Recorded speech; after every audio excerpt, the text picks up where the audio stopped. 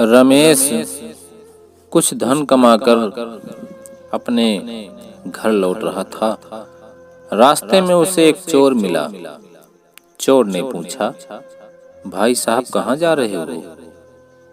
रमेश ने कहा, मैं परदेश धन कमाने गया था, अब लौटकर अपने गांव को अपने घर जा रहा हूँ। चोर ने उसकी कमाई को हड़पने का निश्चय करके कहा, मित्रवर, मुझे तो उससे भी आगे जाना है। गांव दूर था। रमेश भी एक साथी पाकर प्रसन्न हुआ।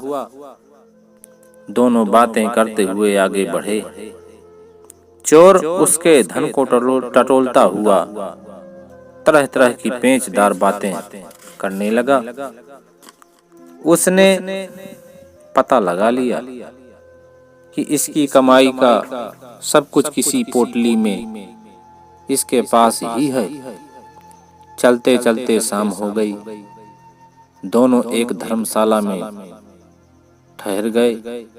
वहां खा पीकर चोर ने अपने साथी से कहा, मित्रवर, यह स्थान बहुत ही सुरक्षित है। हम लोग गाढ़ी नींद सोकर थकावट मिटाएंगे। इसके बाद वह मीठी मीठी बातें करता हुआ वह इस विचार से आंखें मूंद कर बनावटी खर्राटे लेने लगा, जिससे साथी को उसकी नियत पर किसी तरह का संदेह न हो। थोड़ी देर में रमेश भी स्वाभाविक नींद सो गया। उसे सोते देखकर चोर उठकर उसका गट्ठर टटोलने लगा। गट्ठर के बाद उसने रमेश की जेब भी टटोली, लेकिन कहीं भी एक पैसा उसके हाथ न लगा। वह निराश होकर सो गया। दूसरे दिन वह फिर आगे बढ़े। रास्ते में ठग ने पूछा, मित्रवर, इतने दिन तुम परदेश में रहे, लेकिन मालूम होता है वहां तुम्हारा सिलसिला ठीक नहीं बैठा। कुछ कमा धमा कर लौट रहे हो कि यूं ही खाली हाथ? तो रमेश ने कहा, भाई, जो 1500 रुपए मिल गए उन्हीं को लेकर इस बार बाल बच्चों से मिलने के लिए जल्दी ही जा रहा हूँ। अब चोर को विश्वास हो गया कि इसके पास 1200 रुपए कहीं न कहीं अवश्य हैं। शाम को वह दूसरी धर्मशाला में पहुंचे। वहां भी वह धूर्त चोर उससे लच्छेदार बातें करता हुआ नींद का नाटक करने लगा। उसके बाद रमेश सो गया। उसके सोने पर चोर ने बड़ी सावधानी से टटोलना शुरू किया, पर कहीं भी कुछ नहीं मिला। अब उसे विश्वास हो गया कि रमेश के पास एक फूटी कौड़ी भी नहीं है। वह शान दिखाने के लिए यूं ही झूठी बातें बनाता है। तीसरे दिन सवेरे फिर दोनों आगे बढ़े। चोर किसी बहाने रमेश का साथ छोड़ना चाहता था कि इतने में रमेश का घर आ गया। वहां पहुंचकर रमेश ने एक गट्ठर में से एक पोटली निकाली, जिसमें 1500 रुपए बंधे थे।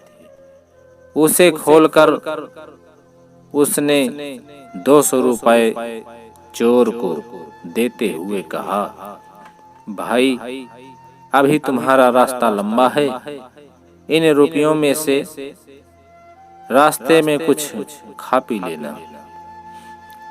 चोर आंखें फाड़ फाड़ कर उस पोटली को देखने लगा, जिसे वह रास्ते में अच्छी तरह खोजने पर भी नहीं निकाल पाया था।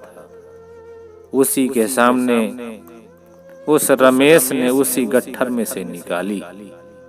वह आश्चर्य को छिपा नहीं सका और बोला, मित्रवर, अब तो तुम सकुशल अपने घर पहुंच गए। एक बात बता सको तो तुम मुझे बता दो। तो रमेश ने कहा, पूछो। तो चोर ने कहा, तुम इस पोटली को यात्रा में रोज रात को कहाँ छिपा देते थे? तो रमेश ने कहा, क्यों? तो चोर ने कहा, मैं चोरों का गुरु हूँ, यानी ठगों का गुरु हूँ।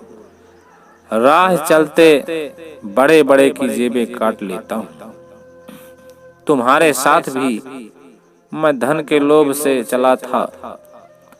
जब तुम धर्मशाला में मेरी बगल में खाट बिछाकर लेटते थे तो मैं सोने का बहाना कर तुम्हारे सो जाने की प्रतीक्षा करता था। उस समय मैं देखता था कि तुम लेटने के बाद फिर खाट पर से उठकर कहीं गए या नहीं।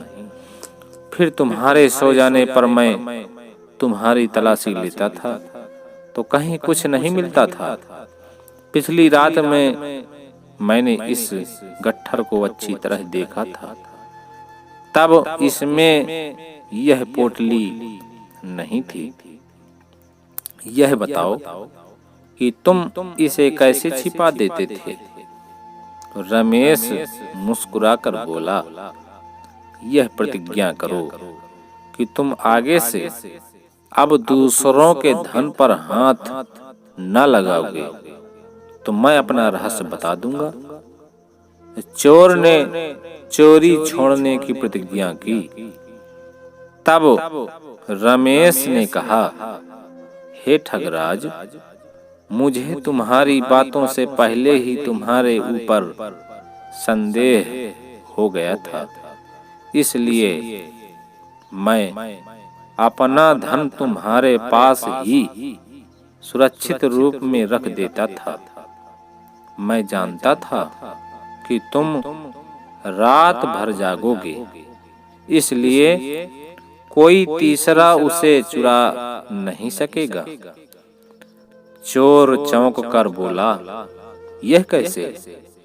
तो रमेश ने कहा, लेटने पर मैं चुपके से अपनी पोटली तुम्हारे सिरहाने रख देता था।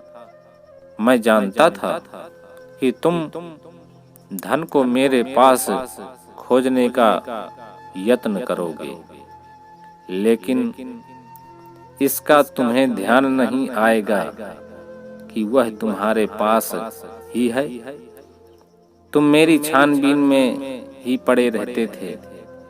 मनुष्य की यह एक दुर्बलता है कि वह निकट की वस्तु की उपेक्षा करके दूर की वस्तु पर ही अपना ध्यान केंद्रित करता है। धन को अपने पास खोजने की अपेक्षा वह व्यर्थ ही दूसरे के पास खोजता है। चोर सिर पीटकर बोला, हाय, मैं ही ठगा गया। जिस अमूल्य वस्तु को मैं बाहर खोजता था वह मेरे पास थी, लेकिन मुझे उसका पता नहीं था। तो रमेश ने कहा, भाई, अब पछताना व्यर्थ है। धन को दूसरों के पास न खोजकर अपने पास खोजो। धन पुरुषार्थ में है। तुम सच्चाई से मेहनत करो तो तुम्हारी जेब रोज भरी हुई ही मिलेगी। चोर उसके उपदेश को मानकर धन कमाने चला गया।